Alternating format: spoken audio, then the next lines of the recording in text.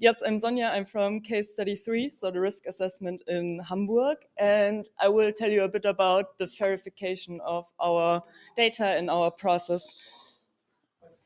And I will first start with a short introduction of what we are actually doing, just so you understand a bit more the data as well. So what we did in Hamburg was a pluvial flood risk assessment, so assessment of the risk in case of a heavy precipitation event and then following flooding.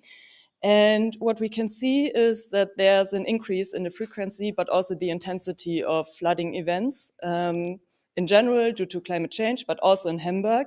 And you can see two pictures here in the slide.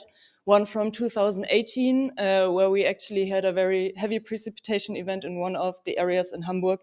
And there you can see that there was basically like a small landslide where the house got heavily damaged and the car, for example, as well. No people were injured, but still there was quite some damage. And then there's the second picture from 2024. Actually, you can see that there was quite some flooding as well. So yeah, there is quite some flooding in Hamburg, and we wanted to assess the risk of those flooding events.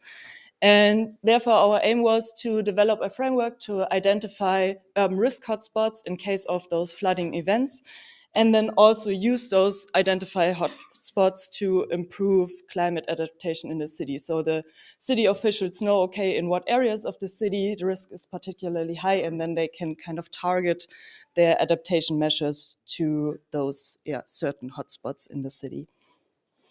Now, a short, more theoretical part. So how can we define risk? We use the definition from the IPCC. And we defined risk that there's this combination of the hazards, so our pluvial flood event, and this is then met by the exposure of people and the social vulnerability of people.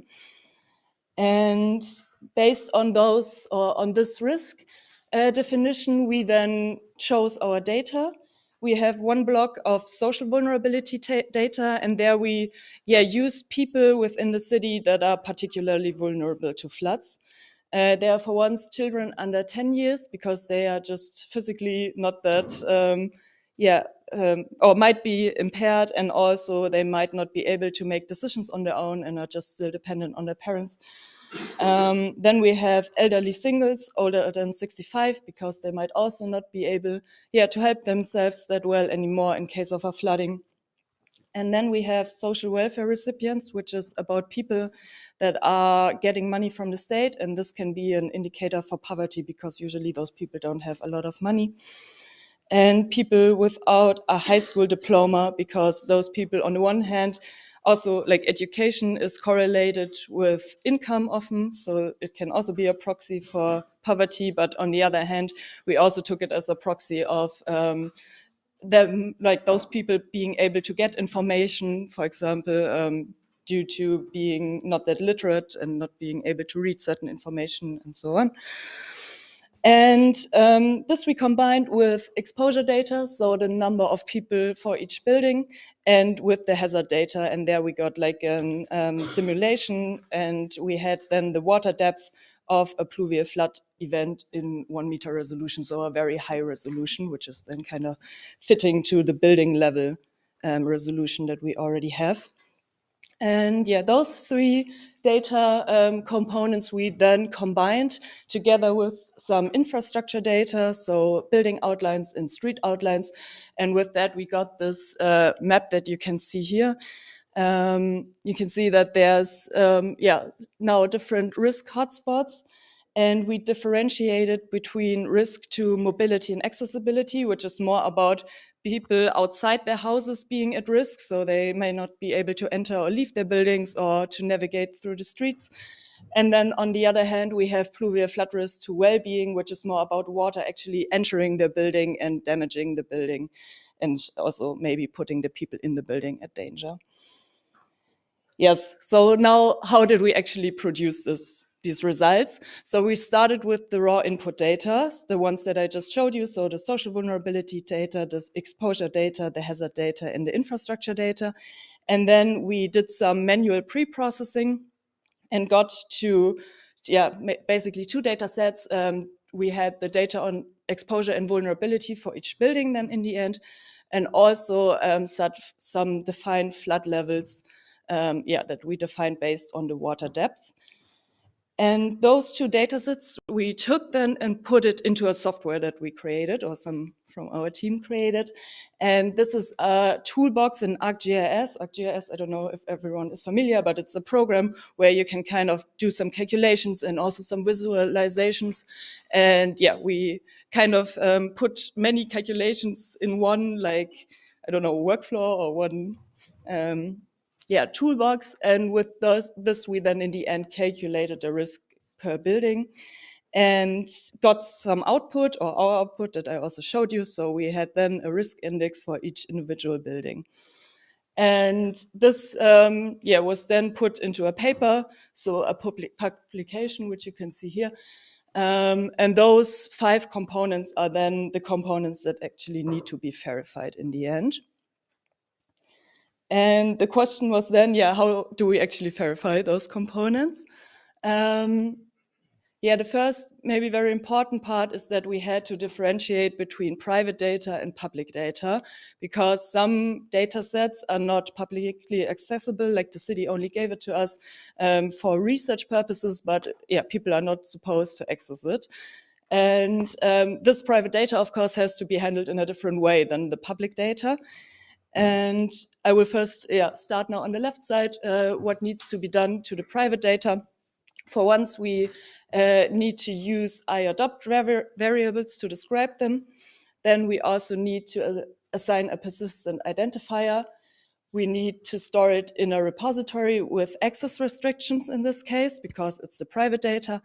And we also need to provide rich metadata. So for example, a license and the authors and so on. And the reason why some of those points are like in gray is because they're not part of our demo now. I think the FAIR2Adapt variables have not really been completed as far as I understood. And there will also be some discussion on which repository will be used for the private data. Then for the public data, it's actually the same. Like we also need to assign FAIR2Adapt variables. We need to assign a persistent identifier and provide rich metadata. The only difference is the repository. So here in this case, the data can be stored like openly, so everyone can access it. For the software, we need to translate our toolbox, like the ArcGIS toolbox that I talked about, into Python code. And the reason for that is that ArcGIS is actually like a program or software where you need a license for, which is also quite expensive, so it's not really accessible for everyone. So we needed to translate it into a Python code, which is open source and open access, and people can just access it. And then there are some important files that needed to be generated. Those are some metadata files. So the code meta JSON file, a license file, and a citation CFF file.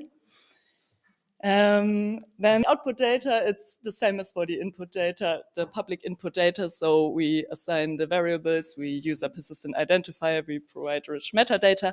And then currently it's still stored in Zenodo, but with access restrictions, because the publication is not out yet. So the data is still like private for now, but at some point it should be also openly accessible. And then for the publication, there are also some points that need to be done, but this is also not part of this demo, so it's again in gray. Now, yes, I will walk a bit through some examples of how this FAIRification looks like for the different data sets and also the software. So we will start with the private data. For the private data, we use the input, then we deposited it or want to deposit it in some kind of repository. Currently, for the demo, it's still on Zenodo. And like I said, I think there should be or will be some discussion on what repository will be used in the end. And then there's a link to AeroHub, which is kind of the main repository where all the different FAIR digital objects are stored. And as you can see here, there's like a little screenshot of AeroHub, how it will look like. So we have some information about the data set. And then when you click here on the data, you are kind of, you get to the Zenodo page. And as you can see here, it is restricted. So it's private and people have to ask us, like send us some kind of, I don't know, not a question, but some kind of request. Yes, that we give them access to the data. So now when we come to the public data, it actually looks similar. We start in Zenodo again, then we have this link to AeroHub, and then again this page in AeroHub as well, where you can click on the link and then again led to the Zenodo page. And there's also the option to do some kind of FAIR assessment. So I think like the repository is then checked for the different FAIR principles and the FAIR criteria, and then you get some kind of score from that. Now about the software here, it's a bit different. We have a bit different infrastructure. So we have on the one hand, again, the AeroHub page, which links to the tool, but the tool itself, or like the software itself, is stored in a GitHub repository together with the metadata files that I just mentioned. And the reason for that is that multiple people kind of work on the code, and therefore it's nice to have like some kind of repository where you can commit changes to as well, and people can change things. And there are two important GitHub actions that can be done. For once, there's a GitHub action that generates this code meta.json file, which is one of the metadata files, and it takes into account all the different components in the GitHub repository and then creates from that information the metadata file. And then the one I think Esteban also mentioned earlier is this fairness report, where you can kind of check the repository or the software in the repository for different fairness criteria, whether they are fulfilled. And then for each criteria which isn't fulfilled, you get some kind of suggestion of how to improve the fairness of this component. And there's also a badge possible for the public repositories, where you can kind of get some kind of information of how fair the repository already is. So that's very nice because it already assesses some of the fairness. So now for the output data, it's actually the same again. It's a bit repetitive, but maybe that sticks in the head better than as well. But you have again the AeroHub, and then this links to the Zenodo page. And in the end, there will be some final FAIR digital object, which is kind of a digital object that contains all the other digital objects. So the digital object for the input data, the output data, and the software. And this is, again, another AeroHub page where you are then linked to the different other FAIR digital objects. So why are we doing this fairness? Adelphi is the case study lead of the city of Bremen, and we are basically working on two work streams. Our second work stream is the transfer of the Hamburg flood risk map to the city of Bremen. So I think this is a very cool example how FAIRification works and what it can actually do basically for free for the city of Bremen. So as you can see, Bremen is also located in northern Germany. It faces similar risks. On the right, you can see a picture of Hamburg. On the left, and on the right, you see a picture of Bremen, and you see pluvial flood risk is for real in Bremen as well. How can Bremen actually use the workflow that Hamburg created with their own data? So the FAIRification is basically how it can be done. Sonja just explained, as you can see on the left again, the data that was used for Hamburg. And that is basically the data that is needed from Bremen as well. And the transfer works in a way that the local data sets, so in this case for Bremen, will be fed into the pipeline that Esteban developed. The same pipeline runs, so the same Python script that was developed for Hamburg will be used by Bremen, and then we get a specific output for the city of Bremen. Now, German cities, they don't exactly produce the same data. So this is one issue that we are facing. So for Bremen, we have a flood height map. We have the infrastructure data that was used for Hamburg as well. We also have the exposure data, but what's differing is the vulnerability data. As you can see on the slide, Sonja presented the vulnerability data that was used for Hamburg, and we don't have the exact same data for Bremen. In green, you can see the differentiating data. So now the challenge is basically how can this differing data be fed into exactly the same work stream. This is what we are currently discussing. So there will be adaptations in the pre-processing of the data, because the data has to have the exactly same format to be then executed in the Python script.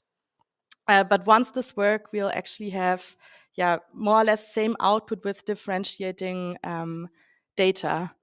Yeah, so this is the transfer. I mean, this is still pending, basically future music. But yeah, we have it in the back of our head.